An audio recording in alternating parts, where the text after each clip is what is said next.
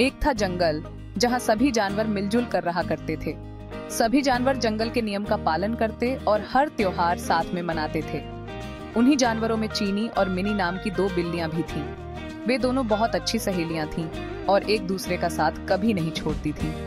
बीमारी में एक दूसरे का ख्याल रखना, बाहर साथ जाना, यहाँ तक कि वो दोनों खाना भी साथ ही खाती थीं। जंगल में रहने वाले सभी जानवर उनकी दोस्ती की सभी तारीफ किया करते थे।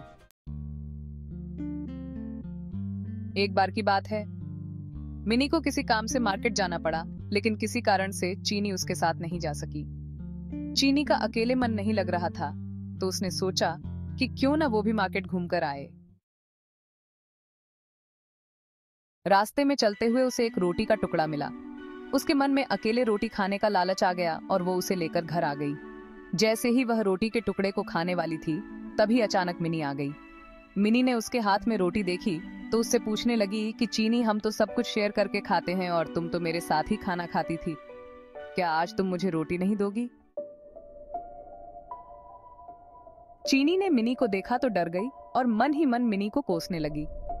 इस पर चीनी ने हड़बड़ाहट में कहा कि अरे नहीं बहन, मैं तो रोटी को आधा आधा कर रही थी ताकि हम दोनों को बराबर रोटी मिल सके।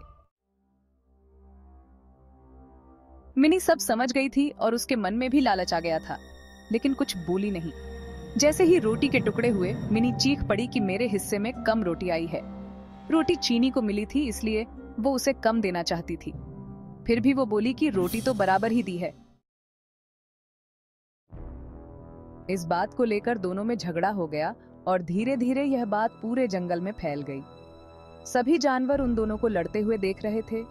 उसी समय वहां एक बंदर आया और उसने कहा कि मैं दोनों के बीच में बराबर रोटी बांट दूंगा।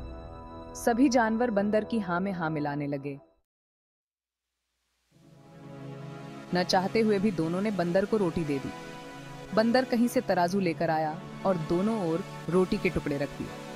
जिस तरफ वजन ज्यादा होता, वो उस तरफ की थोड़ी सी रोटी यह बोलकर खा लेता कि इस रोटी को दूसरी तरफ रखी रोटी के वजन के बराबर कर रहा हूं। वो जानबूझकर ज्यादा रोटी का टुकड़ा खा लेता, जिससे दूसरी तरफ की रोटी वजन में ज्यादा हो जाती। ऐसा करने से दोनों ओर रोटी के बहुत छोटे छोटे टुकड़े बचे।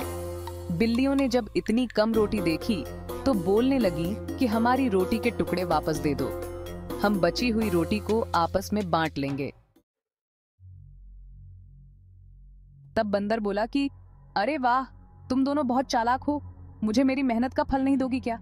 ऐसा बोलकर बंदर दोनों पल्लड़ों में बची हुई रोटी के टुकड़ों को खाकर चला गया और दोनों बिल्लियां एक दूसरे का मुंह ताकती रह गईं। कहानी से सीख, हमें कभी भी लालच नहीं करना चाहिए। जो कुछ भी हमारे पास है, हमें उससे ही संतोष करना चाहिए और आपस में मिलजुल कर रहना चाहिए। लालच करने से जो हमारे पास है, उससे भी हाथ धोना पड़ सकता है।